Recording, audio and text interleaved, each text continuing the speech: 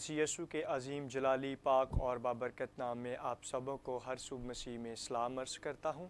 آج ہم خدا کے کلام میں سے دیکھیں گے پہلا پطرس اس کا 5واں باب اور اس کی 7ویں آیت میں کیا درج ہے۔ خدا کا کلام آج صبح ہمیں کیا سکھانے کو ہے، ہم سب مل کر خدا کے پاک کلام میں سے سیکھیں گے۔ خدا کے کلام میں یوں درج ہے،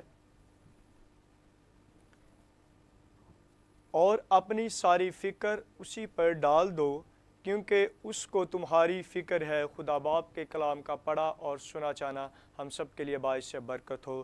میرے عزیز بہنوں بھائیوں، یہ جو آج خدا نے ہمیں خوبصورت دن بخشا ہے، اگر ہم اس آیت کو اپنی زندگی میں دیکھتے ہیں تو یہ آیت ہماری زندگی میں ایک بڑا اہم کردار ادا کرتی ہے۔ لکھا ہے، اور اپنی ساری فکر اسی پر ڈال دو کیونکہ اسے تمہاری فکر ہے۔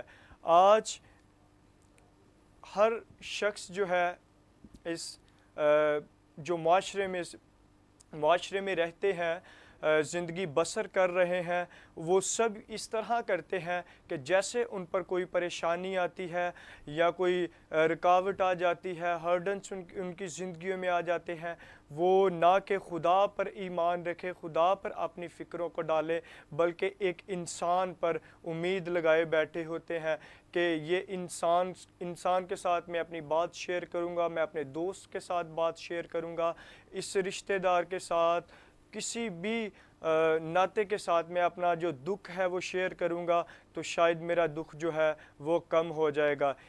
مزید ہم اور زیادہ دکھوں میں، پریشانیوں میں پڑ جاتے ہیں اگر ہم انسانوں پر توکل کرتے ہیں، لیکن خدا کا کلام ہمیں اس کے بالکل اپوزٹ بتاتا ہے۔ لکھا ہے، اور اپنی ساری فکریں مجھ پر ڈال دو کیونکہ مجھے تمہاری فکر ہے۔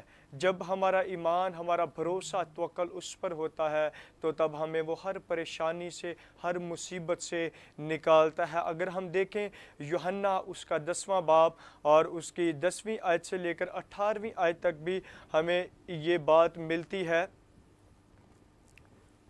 لکھا ہے، چور نہیں آتا مگر چرانے اور مار ڈالنے اور ہلاک کرنے کو، میں اس لیے آیا ہوں کہ وہ زندگی پائیں اور کثرت سے پائیں۔ اچھا چرواہا میں ہوں، اچھا چرواہا بھیڑوں کے لیے جان دیتا ہے۔ یہاں پر واضح طور پر لکھا ہے، جب اسے ہماری فکر ہے، ہمارا اچھا چرواہا وہ ہے، تو ہمیں کس چیز کی پریشانی ہے؟ پھر ہم کیوں انسانوں پر توکل کرتے ہیں، بھروسہ کرتے ہیں، جس کے نتیجے میں ہم لوگ اور زیادہ پریشانیوں کا شکار ہو جاتے ہیں۔ اگر ہم اسی طرح دیکھیں متی کی انجیل اس کا 23واں باب اور اس کی 27ویں آیت میں یوں درج ہے، لکھا ہے، اے ریاکار فقیوں اور فریسیوں، تم پر افسوس کہ تم سفیدی پھری ہوئی قبروں کی مانند ہو، جو اوپر سے تو خوبصورت دکھائی دیتی ہیں مگر اندر مردوں کی ہڈیوں اور ہر طرح کی نجاست سے بھری ہیں۔ اس طرح تم بھی ظاہر میں تو لوگوں کو راست باز دکھائی دیتے ہو مگر باطن میں ریاکار اور بے دینی سے بھرے ہو۔ یہ بات ہمیں اس بات کی علامت دیتی ہے کہ ہم اوپر سے جس طرح کے مرضی نظر آتے ہیں، اوپر سے ہم لوگ ایماندار نظر آ رہے ہیں، لیکن ہمارا جو توکل ہے، ہمارا بھروسہ ہے، وہ کسی اور پر ہے، غیر معبودوں پر ہے، جس کے نتیجے میں ہمارے غم بڑھتے چلے جاتے ہیں۔ جیسا کہ ہم نے دیکھا ہے پہلے پطرس اس کے 5ویں باب کی 7ویں آیت میں، اپنی ساری فکریں مجھ پر ڈال دو کیونکہ مجھے تمہاری فکر ہے۔ میرے عزیز بہنوں بھائیوں، آج خدا کا کلام ہمیں یہ سکھانے کو ہے کہ آج ہم ساری جو فکریں ہیں، ہماری طرح طرح کی پریشانیاں ہیں، وہ ہم خدا پر ڈالیں تاکہ خدا ہماری ساری فکروں سے ہمیں رہائی دے۔